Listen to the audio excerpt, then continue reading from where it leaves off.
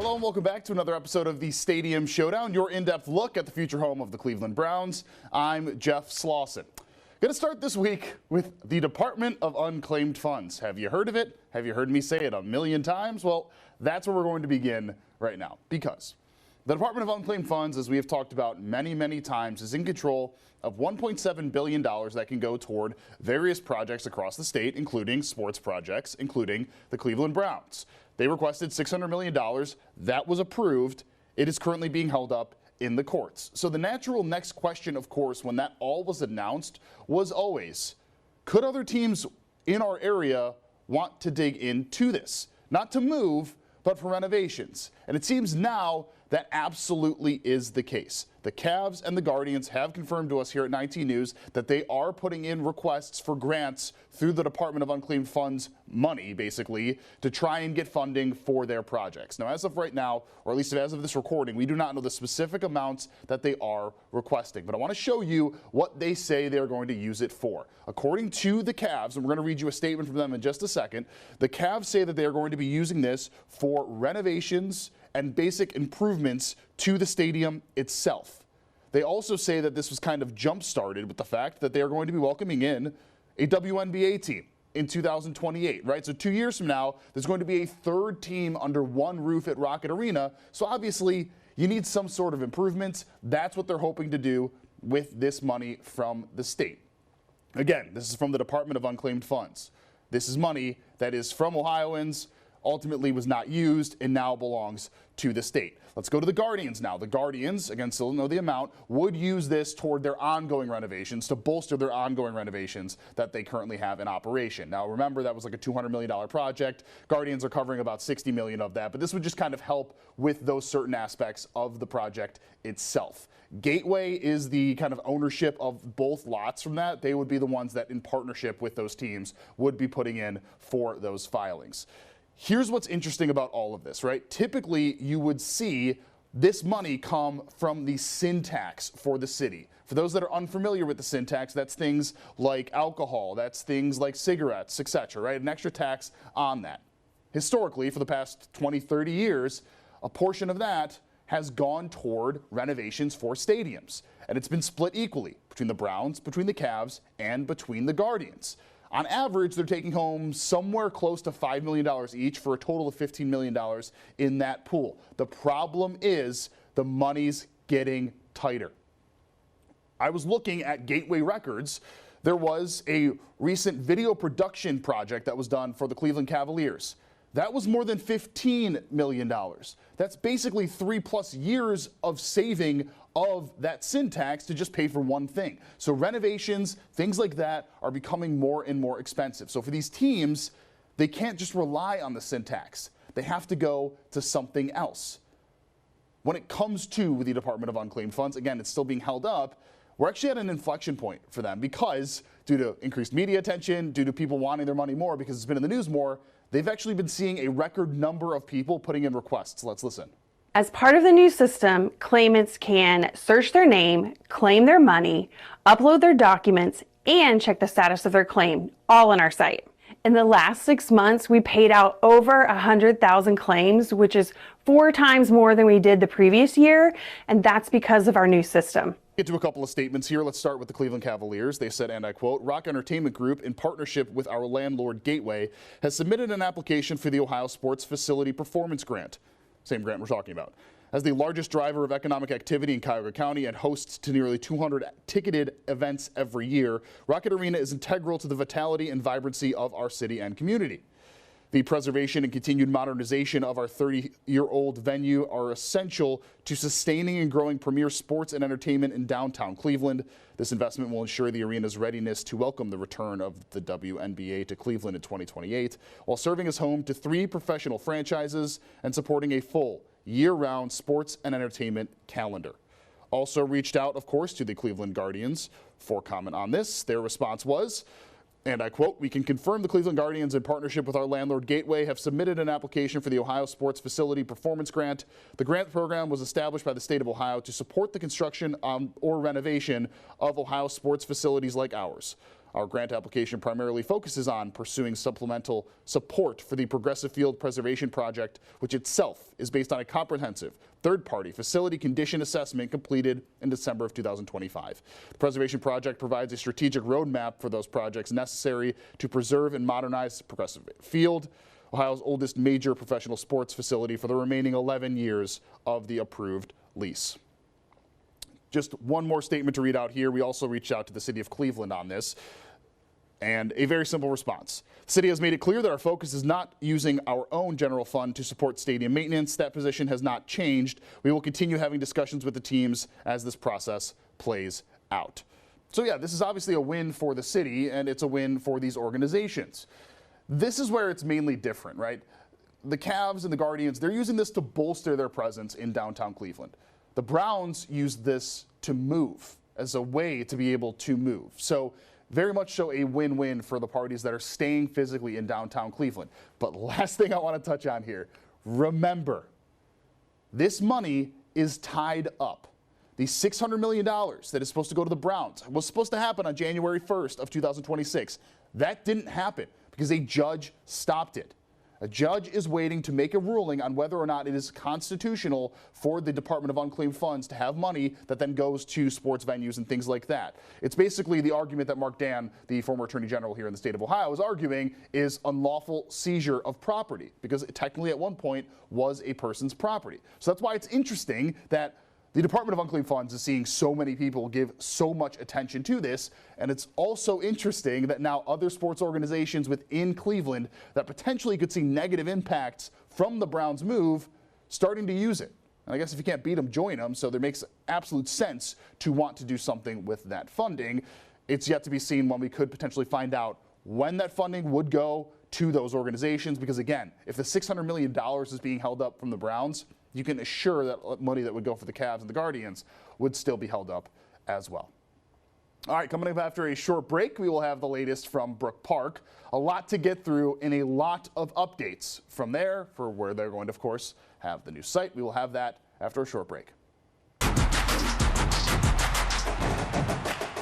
Welcome back. Brook Park had their council meeting this week where, of course, the Browns were heavily addressed in this. Now, we're going to play a portion of the meeting to start here. A couple of things are covered. I want to just go through them step by step, and then I'll let you listen and obviously get your own opinion on it. First, they discussed that NOACA meeting that happened last week.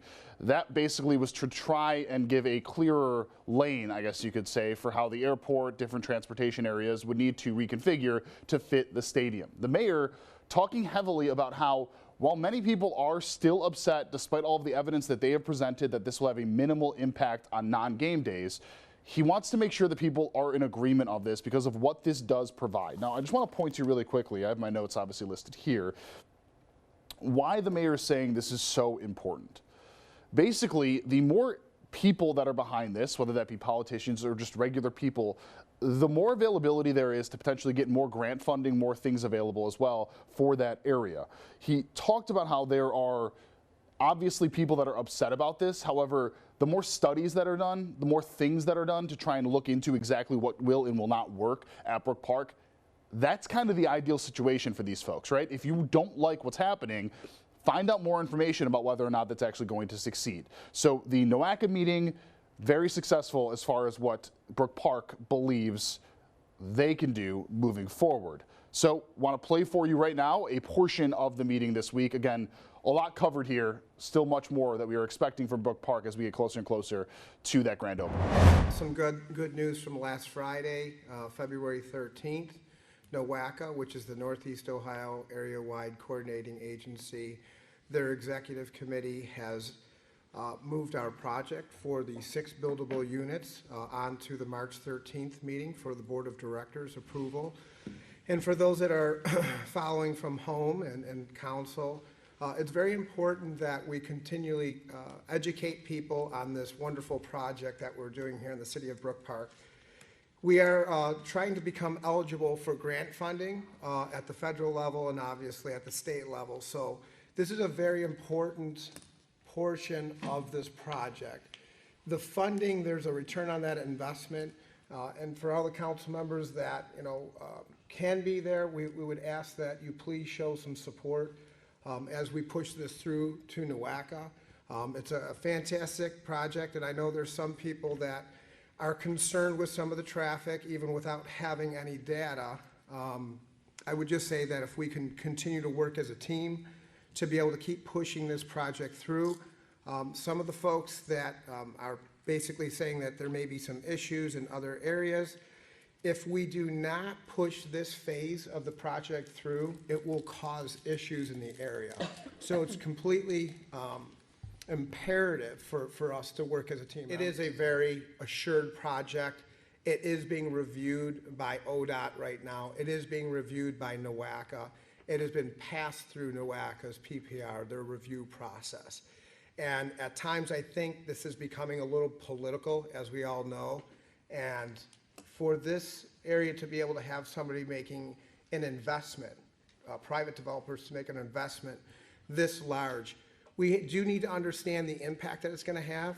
And as we are going through these different agencies, we're finding out that we are getting approval. So it's very important that we get on the long-range plan and on the TIP program from NOACA to become eligible. And for the residents that are paying attention at home, this is not just a money grab for grant money. There is a return on the investment. So as our different government levels appropriate dollars, Ohio has the track dollars, and as the federal government has billed grant dollars, those are appropriated for projects like this. As we make investments at a state level or a federal level, this is going to generate more money to be able to go back to Washington, to go back to Columbus. So we need to stick together and continue to work and educate the legislators or the representatives on these different committees so that they do understand the facts versus false narratives. And I'm saying this as polite as I possibly can. Now, the mayor also mentioned how a lot of the things related to the Brown Stadium have become political, and he's hoping that that can slightly subside, of course, as they try and get more of these grants. Grants like we talked last week, the one that would come from the federal government that could help with some of the infrastructure changes. Now, in addition to Brook Park's meeting, they also sent out a line about a study that they're going to be conducting and asking for people basically to put their 2 cents in about the potential changes that are needed around the airport related to a new Brown Stadium. So take a look at what they showed here. This is what they posted onto their Facebook. So first is kind of this one sheet that talks about how they're looking to receive comments from people that are in the area, around the area, basically on this project that would help the Berea Freeway, so that's 237, that'd be from Sheldon Road to Eastland Road. This is a map of the area that I'll show you right now. If you look at it, you see on the left-hand side, that right there is Cleveland Hopkins International Airport. That entire area will see some sort of an impact as a result of the stadium. So obviously, the infrastructure changes for that spot, they need to be done. This right here, that's where the potential plot is, or that's where the actual plot is for the new stadium. So obviously, this is something that needs to be figured out. So if you want to have your voice heard here, and if you want to be able to give them the chance to at least explain what your problems are, this is the time to do it. I want to go through really quickly just the timeline on this. They're expecting construction to begin spring of 2027. It'll be 6 months long. So obviously you have time, but not a large amount of time here. If you want to submit a response no later than March 18th of 2026, that's what they're looking for as far as opening up the opportunity for people to understand what's going on and then offer, of course, their 2 cents. All right, and then the last thing with Brook Park that I want to touch on really quickly, I just want to show you this. This is from the budget for 2026. You can see that there's key points listed on the budget. What I want to point to is kind of halfway down here, right? So it shows you the income tax 2025, it shows you the 2026 expectations, then it shows this part. Does not include tax dollars related to the Browns as of the project is due to be reviewed under negotiation. What does that mean? Well, we reached out to Brook Park on this to get a little bit of clarification. Essentially, Brook Park, the Browns, the landowners, all of that, that still needs to be ironed out. So we do not know what the income tax is going to look like for 2026 until more of that information has become clear. So as of right now, we don't know how much anticipated, at least for the next year, it is going to be that the Browns site brings to Brook Park. I know what you're probably thinking. Wouldn't the answer be 0? Maybe. If the Browns have actual offices on site, which we're going to assume they potentially will, that'll change things. So obviously the negotiation there is what type of a site are you looking for, what type of a permanent site are you looking for, and then, yeah, of course, how much could Brook Park actually make as a result. I know we covered a lot here, but of course we got one more block to hit here, and coming up after the break, the Browns released some somewhat new and interesting information about the new stadium. It's nothing pressing, but it has to do with the food options. We will be sharing that with you after a quick break. Welcome back. The Cleveland Browns have announced their plans for the food provider. Yes, the food provider for the new stadium here. Going to pull up just a quick one sheet to explain exactly what we're talking about here. So Legends Global, the current Huntington Bank Field hospitality manager, I guess is the best to say it, they will continue to do so at the new stadium. Just a couple of things here. So they're going to be the exclusive food and beverage provider for what they are calling the state-of-the-art venue. They say that they're going to manage all aspects of food and beverage. That's going to include concessions, suites, clubs, catering. They're going to use data-driven, fan-focused approach to make the menus. And then they say that they're going to use local and regional sourcing. This is interesting. So they're saying that they're going to use Northeast Ohio businesses, purveyors, and culinary partners to deliver fans the flavors that they want. So you potentially could expect some of your local favorites to be at the stadium. Think about any other stadium you go to right now, whether it's the Cavs or the Guardians, you have those local businesses that are selling stuff. It seems like that's going to be no different in this situation throughout the whole thing. Lastly, do you remember last week when we showed you some new renderings? Well, we have two new ones to show you here. First, I'm going to show you all four that the Browns released. You've seen these first two, okay? Saw the overhead shot, right, of the whole thing from the interior. These are going to be the new ones here. Reason why I'm showing you this. The one, more so just the aesthetic, a different view of kind of what we've normally seen. The second kind of shows you a clearer view about something that I want to point to as a larger approach here. We heard last week from the developer that the plan is to make it a more open outlet to allow for easier ingress to and from certain areas. More open. So when you go to a concession stand, you feel more natural going to your seat or back into the concessions, however you want to play it. It's more flowy. It's less kind of separated. These two kind of new renderings show that even more, right? It shows you much more clearly the plan to try and make it so it's kind of an open, quote unquote, open floor plan. So that's what the latest renderings show with that. Of course, as we slowly approach the construction, we're expecting more of those renderings to become a little more finalized. And if you want to watch any of our previous coverage of the Stadium Showdown, go ahead, scan the QR code on your screen right now. That is the latest that we have related to every single piece of the Stadium Showdown. And thank you so much for watching our latest episode. Of course, we will see you coming up next week.